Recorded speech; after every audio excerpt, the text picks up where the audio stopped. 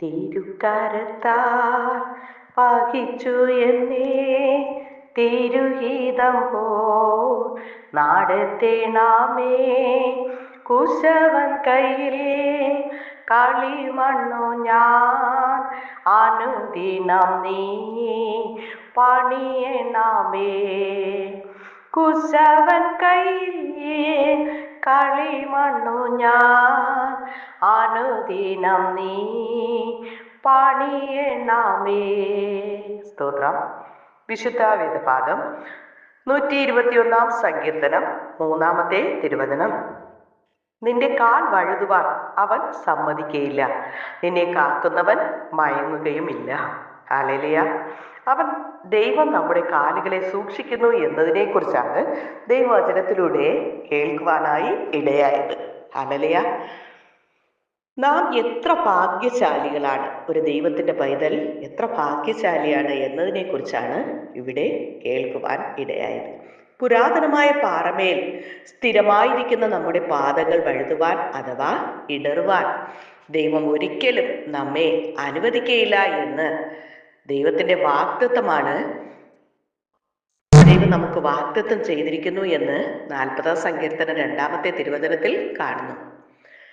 91 സങ്കീർത്തനം 11 വാചനത്തിൽ നിന്റെ എല്ലാ വഴികളിലും നിന്നെ കാക്കേണ്ടതിന് അവൻ നിന്നെക്കുറിച്ച് തൻ്റെ ദൂതന്മാരോട് കൽപ്പിക്കും, തൻ്റെ വിശുദ്ധന്മാരുടെ കാലുകളെ ദൈവം കാക്കുന്നു എന്ന് 1 ശമൂവേൽ 2:9 കാണുന്നു.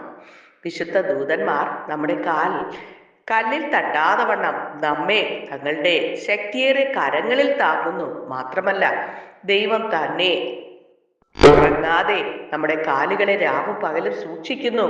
അവൻ ഒരിക്കലും മയങ്ങുകയില്ല, ഉറങ്ങുകയില്ല എന്നത് എത്ര ആശ്ചര്യകരമായ ദൈവത്തിന്റെ മഹത്വമാണ്. ഹല്ലേലൂയ. എന്നിരുന്നാലും ദൈവം നമ്മുടെ പാദങ്ങൾ സൂക്ഷിക്കണമെങ്കിൽ നാം ചെയ്യേണ്ടതായ ചില കാര്യങ്ങൾ ഉണ്ട്. 119 സങ്കീർത്തനം 101 തിരുവചനം പഠിക്കുന്നത്, നിന്റെ വചനം പ്രമാണിക്കേണ്ടതിന് ഞാൻ സകല ദുർമാർഗത്തിൽ നിന്നും കാൽ വിലക്കുന്നു. ഹല്ലേലൂയ. ഒരു ദൈവ പൈതൽ ദുർമാർഗങ്ങളിലേക്ക് തിരിഞ്ഞാൽ ദൈവത്തിന്റെ സംരക്ഷണം അവർക്കുണ്ടാകുകയില്ല. ഹല്ലേലൂയ. ഇവിടെ കാൽ എന്നത് നമ്മുടെ നടപ്പിനെ കുറിക്കുന്നു. ദോഷമെന്ന് തോന്നുന്ന എല്ലാ കാര്യങ്ങളിൽ നിന്നും നമ്മുടെ നടപ്പിനെ സൂക്ഷിക്കുമെങ്കിൽ നമ്മുടെ പാദങ്ങൾ ഇടറാതെയും നാം വീഴാതെയും ദൈവമായ കർത്താവ് നമ്മെ സൂക്ഷിപ്പാൻ ഇടയായിത്തീരും. 116 സങ്കീർത്തനം 8 തിരുവചനം, നീ എൻ്റെ കാലിനെ വീഴ്ചയിൽ നിന്ന് രക്ഷിച്ചിരിക്കുന്നു. ഹല്ലേലൂയ. നമ്മുടെ ശരീരത്തിന്റെ ഏറ്റവും താഴെയുള്ള ഭാഗമായ പാദങ്ങൾക്കായി നമ്മുടെ ദൈവം കരുതലുള്ളവനായി അതിനെ ശ്രദ്ധയോടെ കാക്കുന്നു എങ്കിൽ ദൈവം നമ്മുടെ തലയെ ദുശ്ചിന്തയിൽ നിന്നും സങ്കല്പങ്ങളിൽ നിന്നും കാത്തു സൂക്ഷിപ്പാൻ എത്രയധികം കരുതലുള്ളവനായിരിക്കും. നമ്മുടെ ശരീരത്തെക്കുറിച്ച് ദൈവം ഇത്രയധികം കരുതലുള്ളവനായിരിക്കുന്നു എങ്കിൽ നമ്മുടെ ആത്മാവിനെ കുറിച്ച് എത്ര അധികമായി കരുതലുള്ളവനാണ്. ഹല്ലേലൂയ. ദൈവമായിരിക്കെ വേഷത്തിൽ മനുഷ്യനായി ഭൂമിയിൽ അവതരിച്ച് യേശു എന്ന രക്ഷകനായി 33.5 തിരുവയസ്സ് വരെ മനുഷ്യരോട് കൂടെ വസിച്ചുകൊണ്ട് സർവ്വലോകത്തിന്റെയും പാപത്തെ ചുമന്ന് ഹല്ലേലൂയ കാൽവരി ക്രൂശിൽ മരിച്ച് അടക്കപ്പെട്ട് ഉയർത്തെഴുന്നേറ്റ് ഇന്നും നമുക്ക് വേണ്ടി ഹല്ലേലൂയ പിതാവായ ദൈവത്തോട് മധ്യസ്ഥനായി നിൽക്കുന്നു. ഹല്ലേലൂയ. വെളിപ്പാട് പുസ്തകം 3 നാം പഠിക്കുമ്പോൾ, നീ ഏതിൽ നിന്ന് വീണിരിക്കുന്നു എന്ന് ഓർത്ത് മനം തിരിഞ്ഞ് മാനസാന്തരപ്പെട്ട് ആദ്യ പ്രവൃത്തിയിലേക്ക് മടങ്ങി വരുവാനാണ് ദൈവം നമ്മോട് അറിയിക്കുന്നത്. നാം എല്ലാവരും പലതിലും തെറ്റിപ്പോകുന്നു. ഹല്ലേലൂയ. ആമേൻ.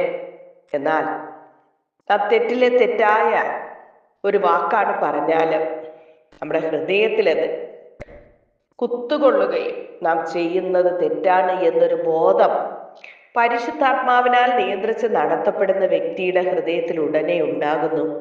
ഒരു കുറ്റബോധം ഉണ്ടാവുകയും അവർ അത് ദൈവത്തോട് ഏറ്റുപറഞ്ഞ് ഉപേക്ഷിക്കുകയും ചെയ്യുന്നു.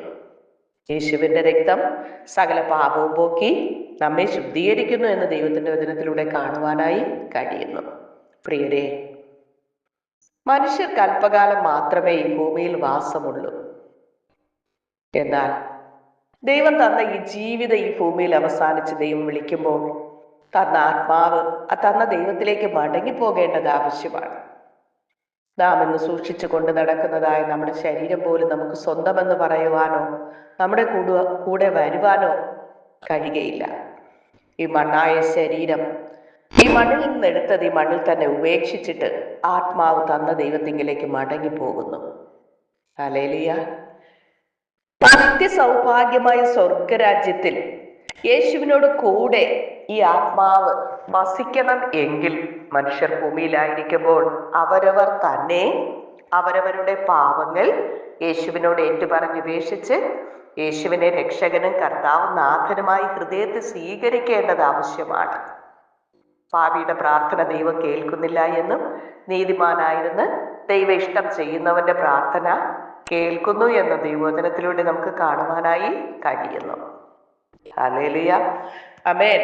ആയതിനാൽ എത്ര വേഗത്തിൽ യേശുവേ, ഞാനൊരു പാപിയാണ്, എൻ്റെ പാപം ക്ഷമിക്കണമേ, യേശുവിൻ്റെ രക്തത്താലും വചനത്താലും എന്നെ കഴുകണമേ, ശുദ്ധീകരിക്കണമേ, യേശു എൻ്റെ ഹൃദയത്തിലേക്ക് വരയണമേ എന്ന് ആത്മാർത്ഥമായി കണ്ണുനീരോടെ യേശുവിനോട് പ്രാർത്ഥിക്കുവാൻ മനസ്സുണ്ടെങ്കിൽ നിന്റെ പാപം എത്ര കടും ചുവപ്പായാലും അത് ഹിമം പോലെ വെളുപ്പിക്കും എന്ന് 59 യെശയ്യാ പ്രവാചകന്റെ പുസ്തകം 59 അധ്യായത്തിൽ കാണാൻ കഴിയുന്നു.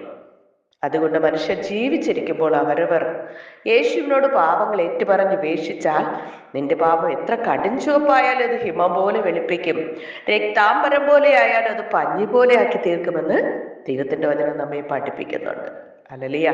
ആയതിനാൽ എത്ര വേഗത്തിൽ നമ്മുടെ പാപങ്ങളും കുറ്റങ്ങളും കുറവുകളും യേശുവിനോട് ഏറ്റുപറഞ്ഞുപേക്ഷിച്ച് യേശുവിന്റെ രക്തത്താൽ കഴുകി ശുദ്ധീകരണം പ്രാപിച്ച് യേശുവിനെ രക്ഷകനായ ഹൃദയത്തെ സ്വീകരിക്കുക.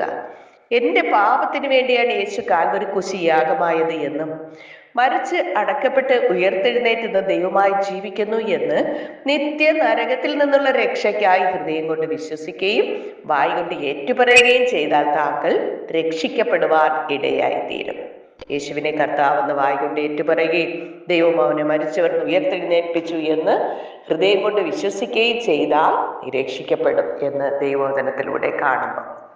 വിശ്വസിക്കുകയും സ്നാനമേൽക്കുകയും ചെയ്യുന്നവൻ രക്ഷിക്കപ്പെടുമെന്ന് അടുത്ത മറ്റൊരു ഭാഗത്തിൽ കാണുന്നു. അപ്പോൾ പാപങ്ങൾ യേശുവിനെ ഏറ്റുപറഞ്ഞുപേക്ഷിച്ചതായ ഒരു വ്യക്തി യേശുവിന്റെ രക്ഷകനായി ഹൃദയത്തെ സ്വീകരിച്ച് രക്ഷാനിർണയം പ്രാപിച്ചിട്ട് അടുത്തതായി അവർ ചെയ്യേണ്ടത് യേശുവിനോട് ചേരുവാൻ സ്നാനമേൽക്കേണ്ടത് ആവശ്യമാണ്. യേശുവിൻ്റെ അടക്ക മരണത്തോട് നാമും ഏകീഭവിക്കുന്നതായി തീരുന്നു.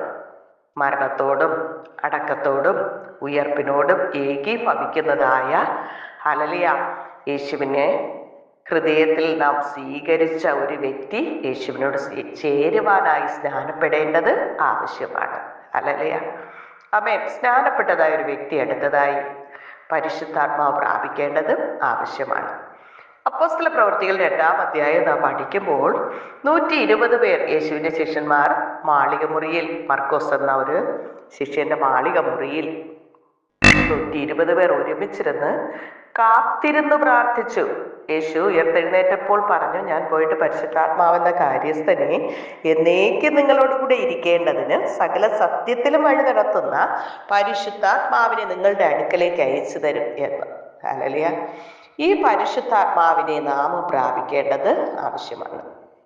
പരിശുദ്ധാത്മാവിന്റെ ശക്തി വന്നാൽ മാത്രമേ ഒരു വ്യക്തിയിൽ പരിശുദ്ധാത്മാവ് കടന്നു വരുമ്പോൾ പാപത്തെക്കുറിച്ചും നീതിയെക്കുറിച്ചും ന്യായവിധിയെക്കുറിച്ചും ബോധം നൽകുന്നു.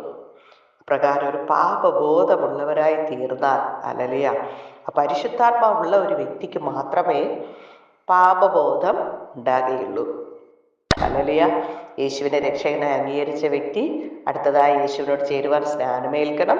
സ്നാനപ്പെട്ട വ്യക്തി അടുത്തതായി പരിശുദ്ധാത്മാവ് പ്രാപിക്കണം.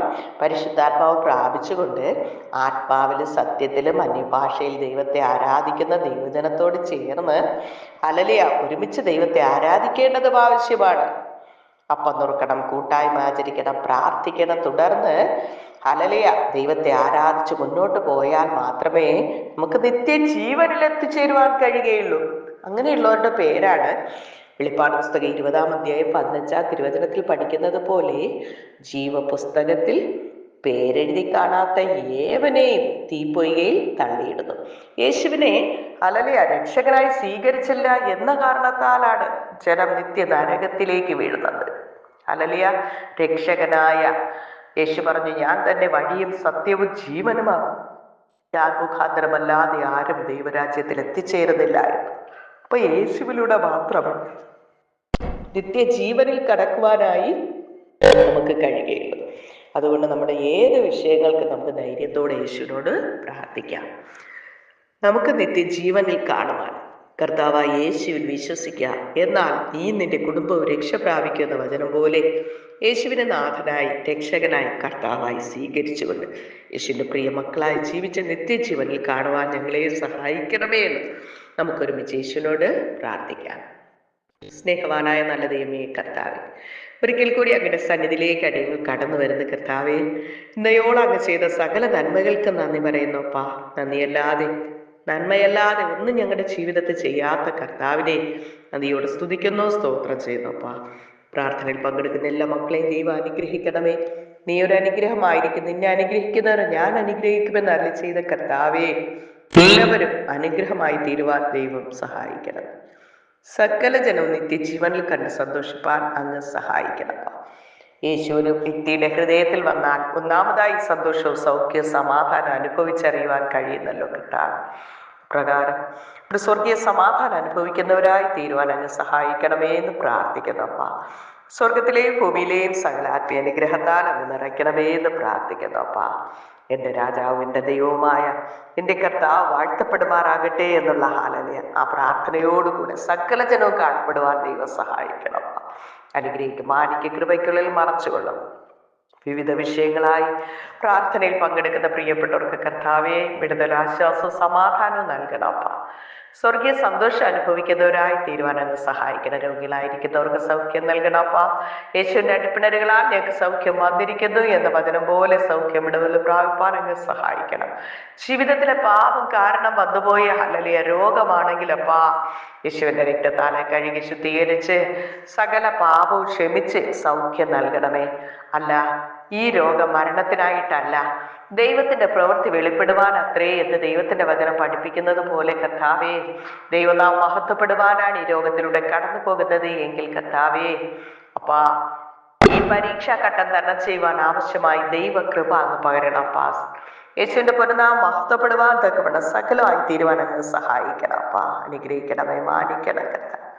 പിശാചിനാൽ ബന്ധിക്കപ്പെട്ട പലവിധ പാപപ്രവൃത്തികളിൽ അകപ്പെട്ടിരിക്കുന്ന വ്യക്തി ജീവിതങ്ങൾക്കും കർത്താവ് സ്വർഗീയ സമാധാനവും ശാന്തതയും സ്വസ്ഥതയും നൽകി യേശു വസിക്കുന്ന ഹൃദയങ്ങളിൽ സമാധാനം അനുഭവിക്കാൻ കഴിയുമല്ലോ. പിശാചിന്റെ പ്രവൃത്തികൾ അഴിപ്പാൻ തന്നെ ദൈവപുത്രൻ പ്രത്യക്ഷനായി എന്നുള്ള വചനം പോലെ കർത്താവ് പിശാചിന്റെ പ്രവൃത്തികൾ അഴിച്ചുകൊണ്ട് യേശുവിനെ രക്ഷകനായി ഹൃദയത്തെ സ്വീകരിച്ച് യേശുവിന്റെ സമാധാനത്തിലേക്ക് കടന്നു വരുവാൻ എല്ലാ മക്കളെ അങ്ങ് സഹായിക്കണം അപ്പാ. അനുഗ്രഹിക്കും മാനിക്ക് കൃപയ്ക്കുള്ളിൽ മറച്ചുകൊള്ളും. യേശു കർത്താവിന്റെ നാമത്തിൽ ചോദിക്കുമ്പോൾ കൃപയോടെ കേൾക്കണം നല്ല പിതാവേ. ആമേൻ. God bless you all. ഹല്ലേലൂയ. യേശുവിന്റെ സമാധാനം സകല ഹൃദയങ്ങളിൽ നിറയുമാറാകട്ടെ. ആമേൻ. സ്തോത്രം.